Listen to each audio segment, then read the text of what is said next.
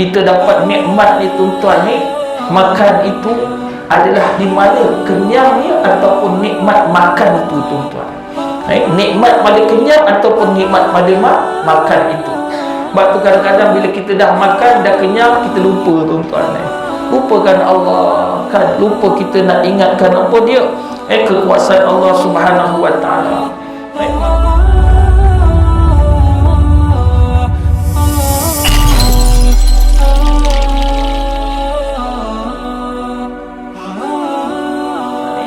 Kita lihat bagaimana tuan-tuan ni dulu Allah Ta'ala dah cerita dalam Al-Quran yang melanda kepada Fir'aun dan kaum-kaumnya yang melawan Nabi Allah, yakni Nabi Musa alaihi salam. Tapi tuan-tuan, Fir'aun ni memang sifat dia sombong. Dia kata, aku inni rabbukumul a'la, akulah Tuhan kamu sekalian, aku boleh menyediakan semua keperluan. Ini dia tuan-tuan. Kadang-kadang ada orang cakap begini, aku ni boleh memenuhi semua keperluan. Dia duk janji macam-macam tuan-tuan. Benda yang tak wajib pun dia boleh bagi tuan-tuan. Kan? Nak hapus itu, nak hapus ini, semua dia boleh bagi tuan-tuan. Tetapi bila dah dapat, tak ada tuan-tuan. Maka dia kata, kau lihatlah Nabi Musa, dia tak ada memiliki apa-apa pun. Ia hanyalah orang miskin tuan-tuan ni. Fir'aun dia mencaci dan dia juga dia menghina Nabi Allah Musa alaihi salam. Maka Bani Israel pun tuan-tuan percaya, terpedaya dengan kata-kata Fir'aun. Dia lupa sudah bahawa raja mereka itu telah menindas mereka. Fir'aun itu raja, bukan Tuhan, tapi telah menindas kehidupan mereka. Namun mereka terpedaya dengan apa tuan-tuan ni? Kilauan emas dan perak. Bukan tuan-tuan kilauan bintang emas tu tuan-tuan, bukan. Mereka terpedaya apa yang tuan-tuan dijanjikan oleh Fir'aun. Maka dengan itu, segala apa yang mereka kehendaki, Fir'aun mengatakan, aku boleh tunaikan janji. Maka tuan-tuan, keesokan hari setelah Fir'aun tuan-tuan sebarkan berita ini, maka tuan, apa berlaku? Celik saja mata tuan-tuan, mereka tengok tiba-tiba Allah Ta'ala punya kuasa, air sungai Nil itu tiba-tiba kering tuan-tuan. Allah, kering. Nil terus kering hingga kan tanah tuan-tuan pertanian. Tuan-tuan ni di Mesir kan, pertanian adalah kegiatan utama mereka. Habis semua, rakyat hidup dalam keadaan kesusahan, kelaparan. Maka tuan-tuan ni, Mesir ketika itu menghadapi satu situasi yang sangat-sangat tuan-tuan apa susah. Namun mereka ini tuan-tuan bila fikir mereka bertaubat, mereka tuan-tuan ni bertaubat, mintalah mereka jumpa dengan Nabi Allah Musa, supaya Allah Ta'ala tuan-tuan apa dia? Jauhkan balik bala ini, angkat bala tersebut. Bila tuan-tuan Allah angkatkan balik, datangkan air, mereka sombong balik tuan-tuan. Ini nak ceritanya.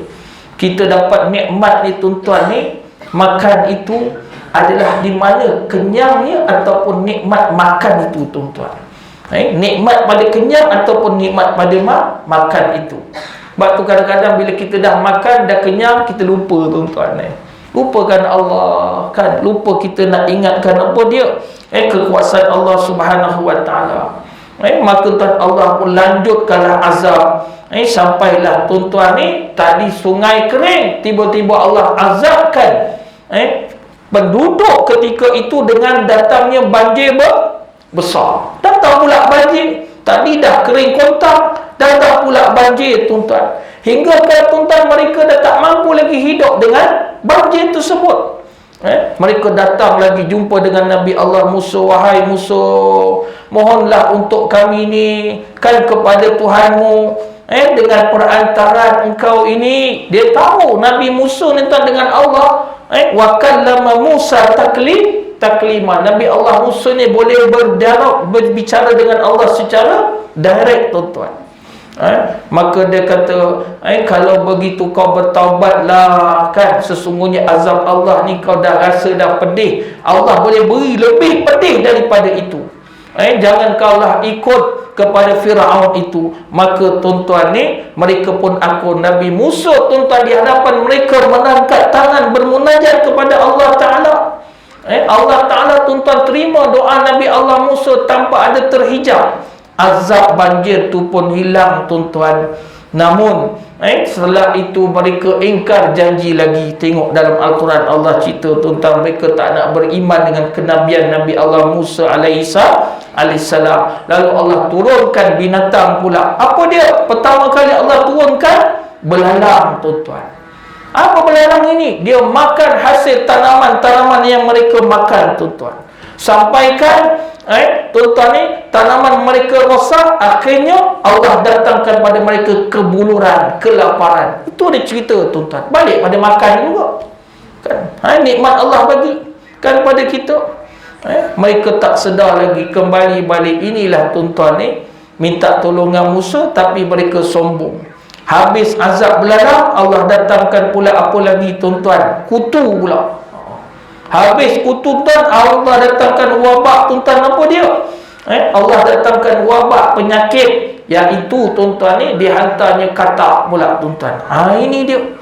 Melompat-lompat katak ni penuh dekat seluruh Mesir ketika itu. Rakyat Mesir tuan-tuan tak boleh hidup. Pergi sana katak, pergi sini katak, tidur katak tuan-tuan. Kita tuan-tuan ni hidup jangan jadi macam katak, suka melompat sana melompat sini tuan-tuan. Biar kita istiqamah. Allah jadikan katak ini tuan-tuan ni, apa dia? Ada manfaat. Kerja dia, saya kata tadi, dia duduk berzikir dia tuan-tuan. Subhanallah, subhanallah kan, alhamdulillah, Allahu akbar. Tak cukup dengan itu, Allah datangkan tuan-tuan apa lagi? Mereka tak sedar lagi ni. Akhirnya tuan-tuan, air sungai Nil itu Allah datangkan tukar menjadi darah pula tuan-tuan. Bau hanyut dengan kuman. Bila mereka tengok Nabi Allah Musa dan pengikutnya pergi kat sungai Nil, tuan-tuan tengok apa? Air itu menjadi suci, air itu jadi bersih tuan-tuan. Tetapi bila tuan-tuan mereka pergi, lantas pula jadi lain pula. Mereka tengok darah. Inilah tuan-tuan ni yang Allah Ta'ala datangkan tuan-tuan ni musibah kepada mereka. Sebab itulah saya tuan-tuan ni ambil ini fakta tuan-tuan ni masyarakat Tionghoa, yang mana tuan-tuan ni, yang mereka ini tak letakkan Islam. Bahkan tuan-tuan, orang nak menganut ajaran Islam pun mereka halang. Ni yang berlaku tuan-tuan ni. Apa yang berlaku sebenarnya? Biar kita tengok tuan-tuan. Mereka menjadikan sebagai tuan-tuan ni sumber makanan yang mereka gemari tuan-tuan. Sebab mereka kata lazat. Tak tahulah, kita tak makan katak tuan-tuan, kita makan cekodok kan. Kalau kita tuan-tuan ni makan katak, tak tahulah apa hari ini. Tuan-tuan ni dalam katak tu, ni tuan-tuan saya dok ambil, dia kata ada energi, ada tenaga. Kalau makan tuan-tuan ni, dia membekalkan tenaga. Seekor katak ada 75 kalori tuan-tuan ni, tenaga dibekalkan. Ada protein lagi pula. Lemak sikit Jadi tuan-tuan ni tengok, asalkan lemak sikit, karbohidrat tak ada, kalsium ada 17 mg kalsium. Tak tahulah katak ni makan apa tuan-tuan ni. Lepas tu ada vitamin-vitamin yang lain. Jadi dengan sebab itulah mereka percaya katak ini tuan-tuan boleh menyembuhkan berbagai jenis penyakit. Tuan-tuan, apa dia? Masalah jantung kan, apa lagi? Asma, semput. Kalaulah Allah halalkan katak dimakan, saya bagi orang rumah saya makan tuan-tuan. Orang rumah saya ni semput ni, saya kahwin dia tuan-tuan hampir kat 30 tahun ni, semput tak habis-habis tuan-tuan. Orang kata makan hati unta, makan dah tuan-tuan. Naik unta je belum lagi tuan-tuan ni. Kalaulah katak ni Allah boleh bagi makan sihat, makanlah kan. Tapi Allah haramkan. Walaupun tuan mereka buat kajian, apa lagi boleh mengatasi masalah kanser. Wah, begitu sekali mereka tuan-tuan ni, sampai kan negara-negara Eropah, negara-negara Amerika, negara barat tuan-tuan ni, mereka tuan-tuan jadikan ni sebagai tuan-tuan makanan, hingga kan katak ini mendapat permintaan yang sangat tinggi. Pernah tak tuan-tuan dulu orang duk sibuk cari katak kan tuan-tuan ni, pergi jual kan? Ingat tuan-tuan pendapatan macam mana tu. Lepas tuan-tuan sibuk pula cari cicak. Cicak apa dulu? Cicak apa? Cicak toket apa? Bukan main tuan-tuan ni pergi sanggup cari kat rumah-rumah lama. Tuan-tuan ni dia nak jual. Biawak tuan-tuan tak nak. Mahmudiah ni banyak biawak tuan-tuan. Tuan-tuan kalau tengok siang hari, tengah hari buta tuan-tuan ni besar tu. Saya kata ini anak buaya ke biawak tuan-tuan ni. Sebesar-besar dia duduk merangkak kat belakang tu tuan-tuan ni. Tengah-tengah malam kan pukul 2-3 pagi pula tuan-tuan, babi hutan pula kat belakang ni. Sana dah tak ada, situ pula. Satu hari lepas subuh kan, kita orang habis main subuh, babi dia duduk tunggu dekat depan rumah Pak Lang tuan-tuan. Terkejut tengok babi terkejut ke kita orang terkejut, kita tak tahulah tuan-tuan siapa yang terkejut. Jadi inilah tuan-tuan ni. Jadi apa tuan-tuan nak lihat dalam Islam, dalam agama kita ini, katak ni tuan-tuan diharamkan untuk kita bunuh. Apatah lagi tuan-tuan haram untuk dibunuh, haram juga untuk kita makan tuan-tuan. Tak ada apa pun tuan-tuan ni manfaat. Allah kalau dah melarang kita ni tuan-tuan untuk memakan ataupun membunuh, maka dengan itu pengharaman itu kita kena akut kan. Tuan-tuan ni Allah jadikan katak ni, tengok ekosistem dia. Katak ni banyak kat mana tuan? Kat sawah kan. Sawah. Apa tuan-tuan? Dia duk jaga tanaman. Tanaman padi tuan-tuan ni kadang-kadang bila ada dihinggapi apa? Serangga. Siapa yang makan serangga tuan? Katak. Tapi di mana ada katak, di situ nanti ada ular tuan-tuan. Dekat situ. Jadi ular tuan-tuan dia pun nak makan. Apa dia nak makan tuan-tuan? Takkan dia nak makan Ustaz Sudin hari-hari? Itulah makanan dia.